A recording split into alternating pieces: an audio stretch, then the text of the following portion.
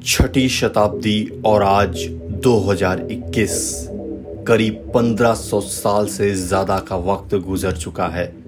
इतने लंबे अरसे में तो यादों पर भी वक्त की गर्द चढ़ जाती है, पर यहाँ जिस जिस राज की बात की जा रही है वो 1500 साल बाद भी जिंदा है। एक किला जो भगवान श्री राम की तपोभूमि में सीना ताने खड़ा है। इस किले में रहस्य है, सन्नाटे को चीरती घुंघरुओं की चीख है, तो कहीं तिलिस्मी चमत्कार। कई खौफनाक हवेलियों और किले के किस्से अब तक सुने गए हैं। ऐसी कोई भी हवेली या किला नहीं था जहां कोई रहता हो। इसलिए दास्तान कितनी सच है, कितनी झूठ, ये शक हमेशा बना रहता है। मगर इस किले में वो रहती है और साथ में रहती है उसकी घुंघरुओं की आवाज। जी हाँ, वो जिसे मरे 1500 साल बीत चुके हैं। कभी किसी महल जैसा रहा शानदार किला आज खंडहर में तब्दील हो गया है, मगर यहाँ की जिंदगी यहाँ के किरदारों के साथ आज भी जिंदा नजर आती है। यहाँ की वीरानी आज भी किसी के जिंदा होने का एहसास कराती है, और जब दिन थक कर सो जाता है तो यहाँ रात की तन्हाई अक्सर घुंघरुओं की छनकती आवाजों से टूट जाती है। गणेश बाग के इस किले में काली गुफाओं के कई रहस्यमयी तिलिस्म हैं। रात होते ही इन गुफाओं में एक अजीब हलचल होती है। दिन के वक्त ये किला जितना खामोश नजर आता है, रात के वक्त उतना ही खौफनाक। शाम ढलते ही यहाँ से पायल और घुंघरुओं की तेज आवाज आने लगती है, जिसकी वजह से पुरातत्व की विरासत गणेश बाग के कर्मचारी जल्दी जल्दी दार्शनिक भीड़ को यहाँ से बाहर कर देते हैं। यहाँ के कर्मचारियों का कहना है कि शाम ढलने के बाद हम यहाँ किसी को नहीं रुकने देते, क्योंकि वो नहीं चाहते कि कोई इन आवाजों को सुने और खौफ में आ जाए। मिनी खजुराहो कहे जाने वाले गणेश बाग की इमारत कुछ और कहानी सुनाती है। सूरज की किरणों के ढलते ही यहाँ के तालाब से पानी की बूंदों की टप टप के साथ आकर्षित करने वाली पायलों की खनक सुनाई देने लगती है। ये किस्सा नहीं है, ये है चित्रकूट के गणेश बाग की हकीकत। कहते हैं राजा विनायक राव पेशवा ने इस इमारत को बनवाया था। इस इमारत में एक कुआं, एक तालाब, एक बावली है। इस बावली में रानियों का डेरा रहा करता था।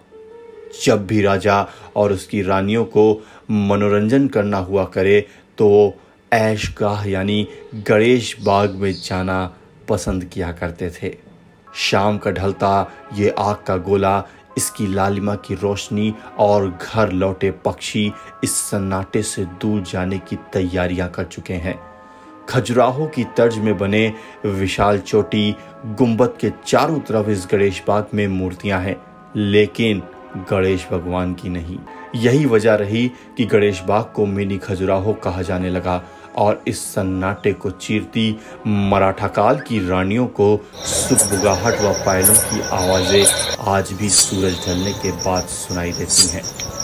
घुप अंधेरी रात में जब सन्नाटे से पायलों की आवाजें जो सुनता है वो पल भर के लिए सन्न रह जाता है, क्योंकि इस इमारत में शाम ढलते ही सबको बाहर का रास्ता दिखा दिया जाता है। इसमें खजुराहो शैली पर आधारित कामकला का विस्तृत चित्रांकन भी है। पंचखंड की बावली है, जिसके 4 खंड भूमिगत हैं। गर्मियों में जलस्तर कम होने पर 3 खंडों के लिए रास्ता जाता है। करवी पेशवाकालीन राजमहल से गणेश बाग तक गुप्त रास्ता है, जो पेशवाओं के पारिवारिक सदस्यों के आने जाने के लिए प्रयोग किया जाता था। इस इमारत में एक चौकीदार भी तैनात है। सुनते हैं चौकीदार की जुबानी। अब सर ऐसा हम ड्यूटी के दौरान जो है नाइट में भी रहना पड़ता है, दिन में भी रहना पड़ता है। तो जब नाइट में हम लोग रहते हैं तो चेकिंग के दौरान जो है जैसे बीहड़ गए, बीहड़ में जो है कुछ ऐसी झनझनाहट की आवाज़ें आती हैं, जैसे पायल बज रही हों या चूड़ियों की आवाज़ आती हों, मतलब कुछ डरावनी से भी आवाज़ आती हैं कि जो है लोग उससे डर महसूस करते हैं। लेकिन अब हमारी जो है आदत पड़ गई यहाँ रहते रहते, और मैं लोकल से भी यहाँ से, और हमारा आना जाना नाइट में जो है बना रहता है, इसलिए हमें जो है इस चीज़ का भय नहीं रहता। हालांकि आवाज़ें तो बहुत आती हैं।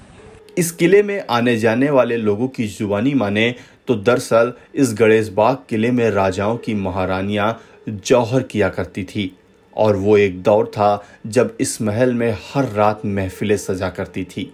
कहने वाले कहते हैं कि आज 1500 साल बाद भी शाम ढलते ही एक नर्तकी के कदम यहाँ उसी तरह थिरकने लगते हैं। बस फर्क यह है कि अब इन घुंघरूओं की आवाज़ दिल बहलाती नहीं बल्कि दिल दहला जाती है। आसपास के इलाकाई लोगों की माने तो यहाँ डूबते सूरज और पायलों और चीख की आहिस्ता आहिस्ता बुलंद होती ये आवाज़ें कानों में छम छम करने लगती हैं। हालांकि शुरुआती दौर में एक डर सा लगता था, लेकिन एक वक्त बाद आदत सी हो गई और आज कोई डर नहीं लगता। नहीं, हम अक्सर यहीं के हैं और आती हैं आवाज़ें, लेकिन जब शाम ढलते हैं आवाज़ आती हैं, लेकिन अब हमें आदत से बन गई है तो अब यहाँ डर और भी नहीं लगता है वैसे। और वैसे शाम जब ढल जाता है, सूरज की किरणें जब ढल जाती हैं तो कभी ज़्यादा आवाज़ आती हैं, कभी चूड़ी की खनखनाहट, कभी झुंड की, कभी नहाने की, ऐसे। यहाँ पे जो दार्शनिक लोग आते होंगे तो उन्हें डर नहीं लगता होगा? आते हैं दार्शनिक लोग, लेकिन यहाँ के जो रहने वाले हैं जिसकी ड्यूटी लगी हैं तो वो जब दिन भर घूमते हैं, शाम जब होने के पहले उनको बाहर निकाल देते हैं। तो आप लोग को डर नहीं लगता? नहीं, अब आदत सी बन गई है। अब जब नुकसान ही नहीं कुछ करते हैं, अगर हमको नुकसान कुछ मिले तो फिर वो होता है, नुकसान कुछ होता ही नहीं हमारा। क्या यहाँ कुछ महारानियों का कुछ वास्ता रहा है क्या इसका? हाँ, पुरान के पहले से हैं। जब यहाँ ये बना था अपना विनायक राय राजे थे यहाँ बनवाए थे, तभी के यहाँ धरोहर भी है कुछ। तो जैसे कहते नहीं, किसी कोई धरोहर रख देते हैं तो अगर वो छूट गए तो उसी में लगने लगते हैं, उसकी आवाज़ आने लगती है, फिर आत्मावास हो जाती हैं। तो ऐसे ही सुनने में आ रहे हैं। ग्रामीणों की माने तो उनकी कभी इन आवाज़ों से कोई नुकसान नहीं हुआ। वहीं यहाँ के कर्मचारी शाम के बाद किले में किसी को आने नहीं देते तो कोई बहुत खौफ भी नहीं हुआ। मराठा कालीन इस किले से आने वाली इन आवाज़ों की हकीकत और स्थानीय लोगों की जुबानी सुनने के बाद हमारी टीम शाम ढलने के बाद बेसाख्ता इस खौफनाक वीरान इमारत में दाखिल हुई तो सुनाई दी पायल और घुंघरूओं की आवाज़। टीम ने पुरातत्व विभाग के लोगों से रात रुकने की इजाज़त मांगी, लेकिन इजाज़त न मिलने पर किले में एक नाइट विज़न कैमरा लगाने की परमिशन मिल गई। कैमरे को जब सुबह निकाला गया तो कुछ उसमें रिकॉर्ड हुआ। उसको सुनकर आपके रोंगटे खड़े हो जाएंगे। एक पल को लगा कि वहम है, लेकिन कैमरे के लेंस ने जो महसूस किया तो सुनाई दी सिरहन पैदा करने वाली वो पायलों की आवाज़। कहते हैं इस किले को मराठा कालीन बादशाह विनायक राव पेशवा ने बनवाया था, जिस किले का उपयोग रानियों के जौहर और मनोरंजन के लिए किया जाता था। लेकिन ये किला इतिहास के पन्नों में दर्ज होने की वजह से दूर दराज के दर्शनार्थियों के लिए आकर्षण का केंद्र है, जहाँ की कामुक मूर्तियाँ यहना की सच्चाई को अपनी आंखों में उकेरती हैं। Report video desk newsdirect.com।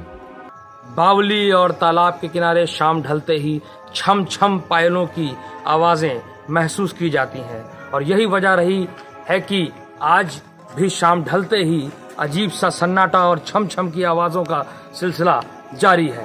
कैमरे में जो कैद किया वो तस्वीरें आपके सामने हैं। चित्रकूट से जियाउल हक।